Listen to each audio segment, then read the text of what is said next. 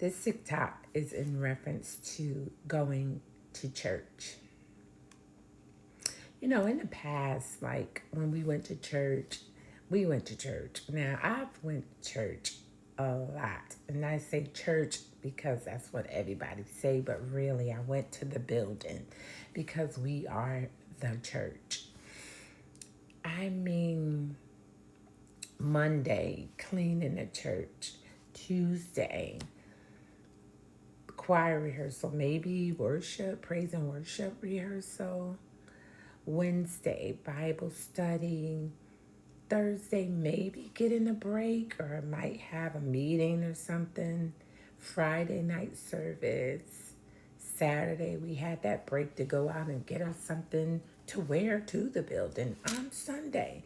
And then Sunday, we had church way back in the day. We had church on Sunday morning. We would get out of church and fellowship with one another, and then it'd be time to go back to church. Like we'd be getting ready to go back at like 6 o'clock. Back then I rode the van that the church had, so I had to get ready by 6 when we were going down to Stanford. And I mean, and it just continued. It continued for almost like 40 years. Just going to church and being empowered by one another and going out witnessing, going out, you know, just together, eating together, empowering one another, because that's what forsake not the assembling of yourself means. That when you go and assemble together, we're going to empower one another so that we can go out in the world and show Jesus, show the love of God. But if it's such a struggle in a church, like you go there, you get beat up, you get told off, or you get, I'm not saying every church is like this. I'm just saying things that happened to me in the past. And you just told what you be at the service, be at this, and be at that, and be at this.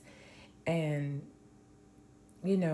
that's not what Forsake the Assembling is all about. It's about me coming with a group of people and being empowered, being told, go out there and compel them to come to Christ, being told, go out there and let people know that Jesus loved them.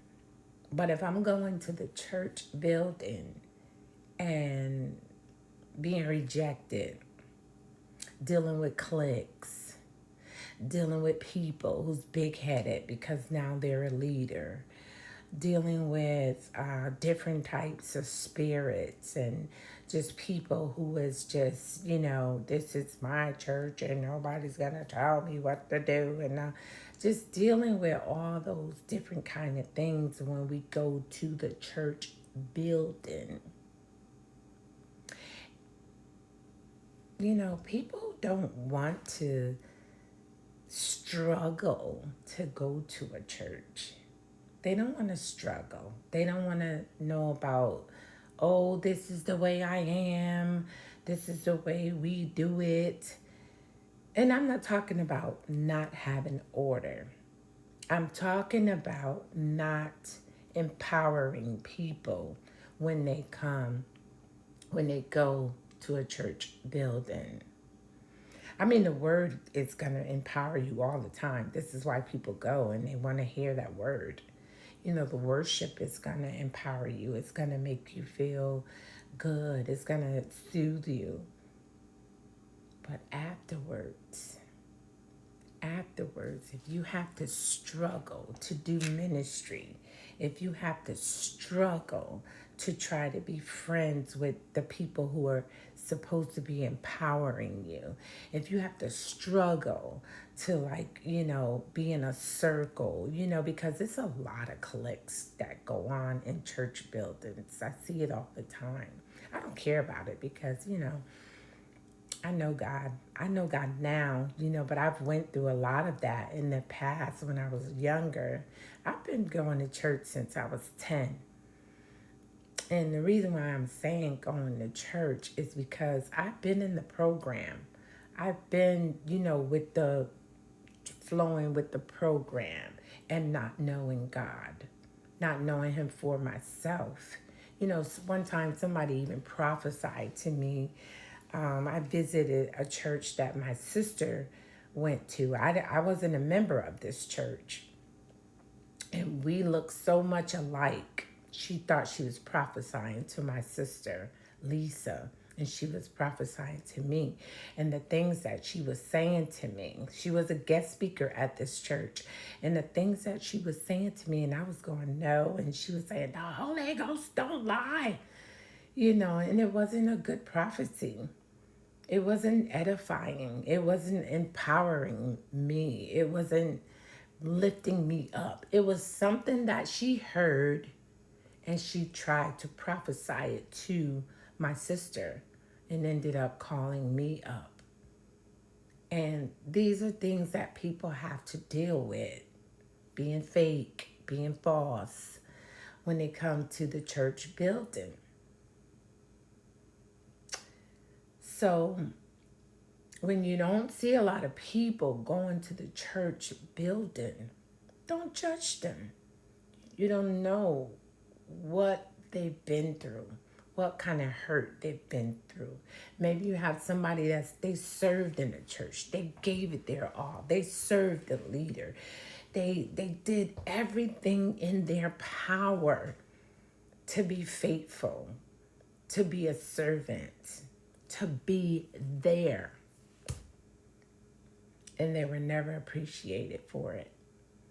I know God appreciated, but sometimes, come on now. You want someone to say, you're doing good. That's awesome that you're here. We love you. We don't want you to leave, You could serve and serve and serve and serve, and nobody ever see it. That's people who don't want to see it. You can be somewhere in a ministry and feel like you are alone. That's people who don't want to get with that. So I said all of that to say this. Somebody called me, and I travel a lot. I take classes. I do a lot of things, and I don't really have a membership at a church right now. I have one in mind, but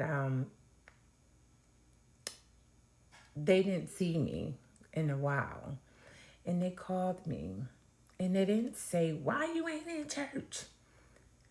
The first thing out of their mouth was like, I love you, I miss you, I want to see you.